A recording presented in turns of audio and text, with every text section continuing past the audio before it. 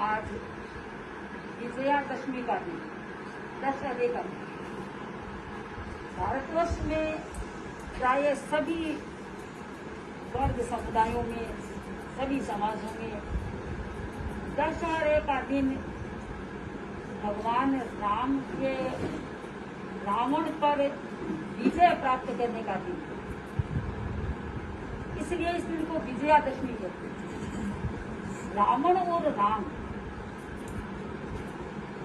आप किसी कथा पात्र से न जोड़ें तो दो प्रतीक, एक चारित्रिक कमजोरी का प्रतीक है, एक चारित्रिक तीव्रता का प्रतीक। जहां जहां आदमी इंद्रियों के वशीभूत हो गया, जहां जहां कषाय के या अपनी कमजोरियों के वश में हो गया, वहां वहां वह कमजोर हो जाता है। और यही चीज आदमी को बलशाली बनाती है कि वो कितना अपने आप पर संयम रख सकता है, कितना अपने इंद्रियों को नियंत्रित कर सकता है। इसी में आदमी की विजय नहीं थी। जिस समय राम ने रावण को अंतिम तीर मारा, रावण नीचे गिरे, प्राण अभी निकले नहीं। युद्ध भूमि में चारों तरफ योद्धाओं की लाशें पड़ी है। उस समय राम ने लक्ष्मण से कहा कि लक्ष्मण, रावण साधारण मनुष्य नहीं, बहुत बड़ा पंडित है। जाते जाते रावण से कोई शिक्षा ले लो, कोई अंतिम शब्द, कोई ऐसी बात उसके मुंह से निकले तुम्हारे सारे जीवन में काम आए। लक्ष्मण गए, जाकर रावण के पास खड़े हुए, दशानन आपका अंतिम समय है, मुझे कोई शिक्षा दीजिए, कुछ कहिए। रावण ने नजर नहीं उठाई, आंख नहीं खोली, कुछ नहीं कहा। वापस आए लक्ष्मण कि रावण आंख ही नहीं खोल रहा, कुछ कह ही नहीं रहा। राम ने पूछा, तुम जाकर कहाँ खड़े, क्या पूछा राम ने? लक्ष्मण ने अपनी स्थिति बता दी, मैं रावण के पास में खड़ा हुआ, इस तरह से पूछा। राम ने कहा, नहीं, ये गलत है। किसी से कुछ पाना है तो उसे पूज्य मानकर पाया जा सकता है, उसके सिर पर चढ़कर नहीं पाया जा सकता। राम ने कहा, मेरे साथ चलो। दोनों भाई रावण के पास आए।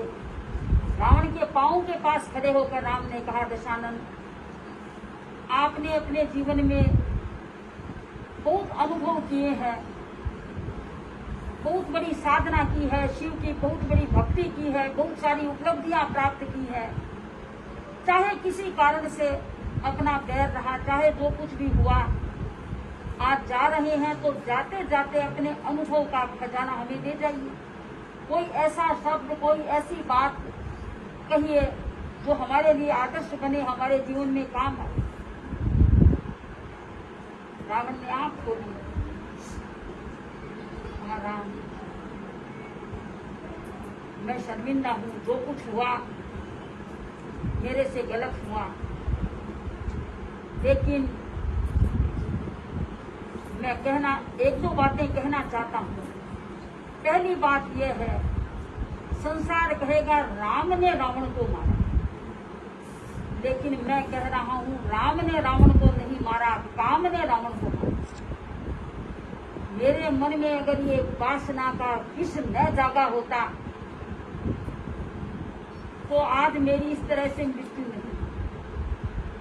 मैं अपनी इंद्रियों पर संयम नहीं रख पाया, अपने मन को नियंत्रण में नहीं रख पाया, इसलिए आज मैं इस तरह की अपमृत्यु से मर रहा हूं। दूसरी बात, जिस घर में फूट होगी वह घर तबाह होगा। हम भाई भाई एक होकर नहीं रह सकते। मेरा भाई विभीषण आपके पास गया, आपकी शरण में गया, आपके पास बड़ी विनम्रता से रहा, लेकिन इसने आपसे कुछ नहीं सीखा। कहाँ आपका आदर्श है कि एक भाई को वनवास मिला, दूसरा भाई उसकी सेवा के लिए वन में आ गया, और मैं चाहे गलत भी था लेकिन मेरा भाई मुझे छोड़कर मेरे शत्रु में जा मिला। जहाँ आपस में इस तरह की फूट होगी वो घर कभी पनपेगा नहीं, बर्बाद हो जाएगा। बहुत बड़ी शिक्षाएं, दोनों शिक्षाएं बड़ी समझने की। संसार अनंत पदार्थों से भरा पड़ा, जिस पदार्थ को देखा उसी पर अगर मन चलाया तो कभी शांत नहीं रह सके। जहां मन टिका लिया वहीं मन में शांति पैदा हो जाए। जो प्राप्त है उसका उपयोग करिए, उसका उपयोग नहीं कर पा रहे और मिल जाए। जो मिला है क्या वो काफी नहीं है? क्या वो आपकी जरूरत से ज्यादा नहीं है? लेकिन मन टिकता ही नहीं। ये भी हमें मिल जाए, ये भी मिल जाए, ये भी मिल जाए, इसके हिस्से का भी मिल जाए।